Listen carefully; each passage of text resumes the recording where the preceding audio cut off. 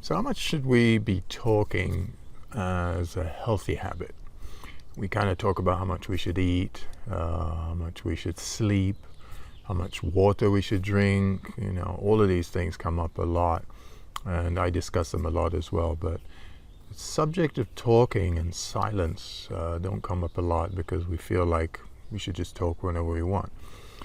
But speaking is one of the most tiring things we do that take a lot of energy from the body and the mind, right? So we need to regulate it as well. My suggestion always is based on the yogic path, which is do purposeful speaking.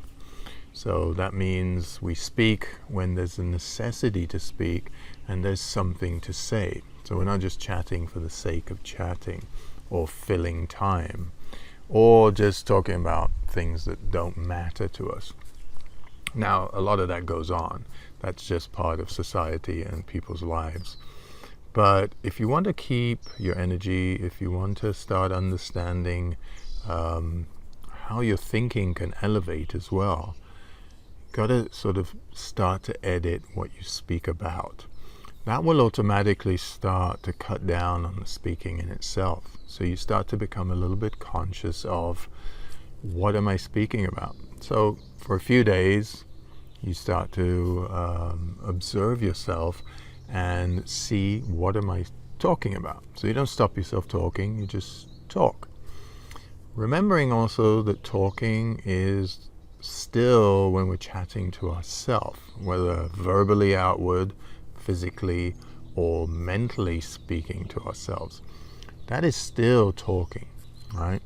So the idea of mona means silence.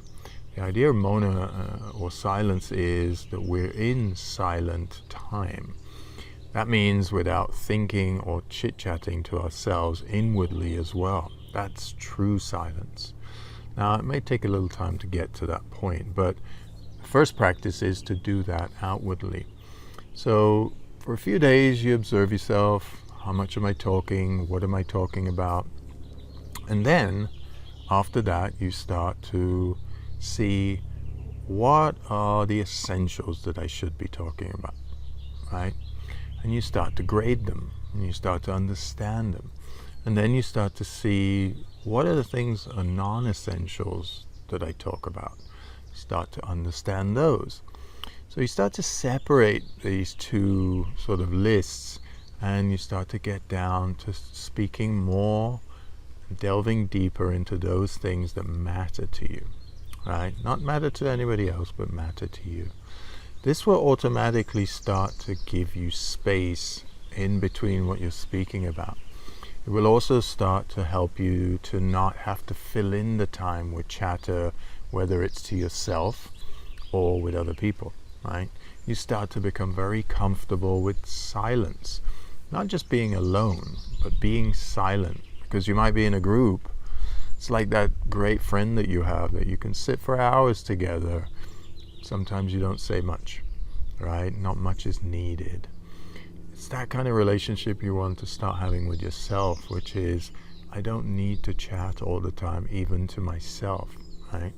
I need to be thinking at times, but then not thinking at other times. So this training really starts with you doing this outwardly first. Monitoring and seeing how much you talk outwardly, how much of the time do you fill in, are you doing purposeful speaking or not, then starting to edit it, and then starting to really understand that your time is valuable and the things that you want to speak about need more in-depth understanding for you to be able to expand on that same subject, right? So you're not covering many different subjects, but you're zoning into those one or two. This is how you also become great at what you do or your work itself, is because you're saying the things that you want to do out loud. You're saying them sometimes to other people. You're saying them to yourself. But then you have that quiet time, that silent time where nothing much is being said, So this is what I'm suggesting to you. So you start to train yourself for that inward journey of silence as well, where you're not actually speaking and there's not much going on and things are quiet inwardly as well. That's really where mental health begins to take shape, is not when we're just saying positive, fruitful things and everything is positive, but where we're also finding that silence, where we're starting to, be more purposeful in what we say and how we act.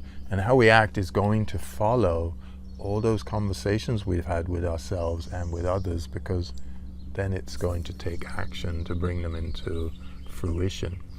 And that's why we don't waste too much time on a lot of different talk. And we balance it with silent time, as we do with alone time. And then we start to find our pace and what we really do well with, because as you know from all the other talks I do on Ayurveda, we have a particular nature about us, and it's very particular to us. Vata, Pitta and Kapha are the elements, and the people who are more earthy tend to be more slower, and they do things slower. So you need to shift the gear up a little bit and maybe think a little bit faster. For you who think, who are more Pitta oriented, fire, and you go, and you think of, multiple things and you're rushing, slowing down a little bit. For you who are more Vata orientated, who have multiple thoughts, but you're actually stopping short of developing them. Develop one thought at a time, and that will help you slow down the process, and then you'll be able to finish what you started. So I suggest you start the whole process by first observing yourself for a few days of how am I talking, how much am I talking, and then going into the editing mode of these are the things I really want to speak about, but I'm also going to balance them with silent time during my days, during my weeks, during my months, so I can start to be very balanced.